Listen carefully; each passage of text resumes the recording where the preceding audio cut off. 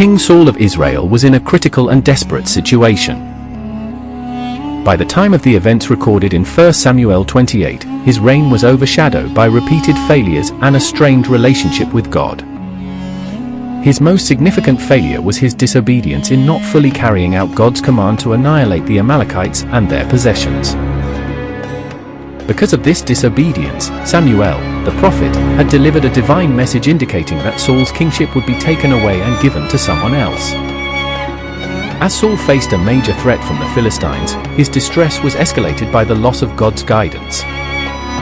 The Philistines, a relentless enemy of Israel, had gathered their forces for an impending battle. Saul found himself in a desperate position, unable to receive any answers from God through dreams, prophets, or the Urim, which were tools used for divine guidance. In his effort to purify Israel from forbidden practices, Saul had enacted a severe ban on necromancy and witchcraft.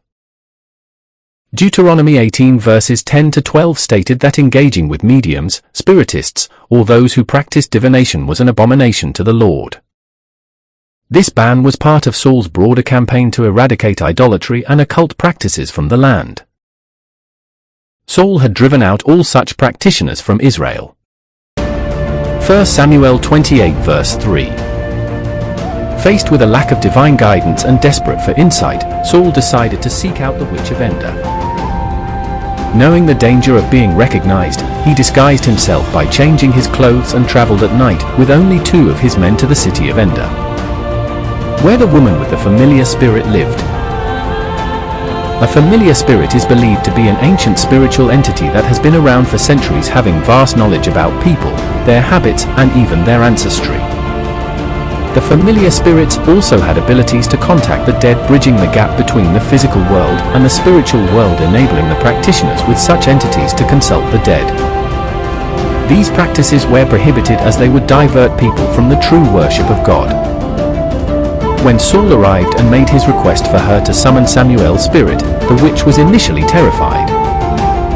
She was well aware of the king's edict against necromancy and feared that Saul might be trying to trap her. Her fear was palpable as she confronted the possibility of death for defying the king's command. Saul reassured her by swearing an oath that she would not be punished for her actions. He promised that she would not face any consequences, which convinced her to proceed despite her fears. Saul's deception in approaching her and his plea for her help underscored his desperation and the lengths he was willing to go to seek divine counsel. The witch began her ritual to summon Samuel's spirit. This likely involved specific incantations or ceremonial actions designed to contact the spirit world. She was likely possessed by the familiar spirit, which enabled her to call out for Samuel from the afterlife. Her fear intensified when she realized she was dealing with Samuel, a significant and powerful prophet. 1 Samuel 28 verse 12. The witch's terror escalated when she recognized Saul's true identity. She exclaimed, "Why have you deceived me? You are Saul." Her reaction was a mix of fear and horror, realizing that she had been deceived and was dealing with both a powerful prophet and the king himself. The realization added to her distress, knowing the potential consequences of her actions. Samuel's spirit appeared and expressed distress at being disturbed. His initial words were a rebuke to Saul, "Why have you disturbed me by bringing me up?" This question highlighted the severity of violating the divine prohibition against disturbing the dead and the gravity of Saul's actions. Samuel delivered a sobering message to Saul. Samuel recounted Saul's disobedience in failing to fully execute God's command against the Amalekites. He stated, "Because you did not obey the Lord or carry out his fierce wrath against the Amalekites, the Lord has done this to you today." 1 Samuel 28 verse 18. This disobedience was cited as the reason for Saul's dire predicament.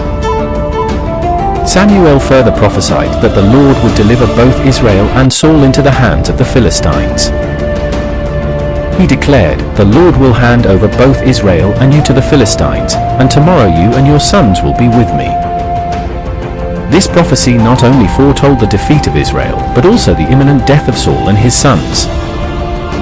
Overwhelmed and deeply distressed by Samuel's message, Saul fell to the ground, weakened and terrified. The witch, witnessing his condition, offered him food and attempted to comfort him. The following day, as Samuel had foretold, the Philistines defeated the Israelites in battle. Saul and his sons met their tragic end, fulfilling the prophecy delivered by Samuel. This detailed account of Saul and the witch of Endor offers a comprehensive understanding of the events and their implications. It illustrates Saul's desperate search for divine guidance, the severe prohibition against necromancy, and the profound impact of Samuel's message.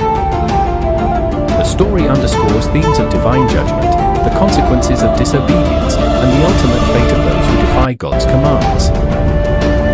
Thanks for watching, and please remember to like and subscribe for more mysteries.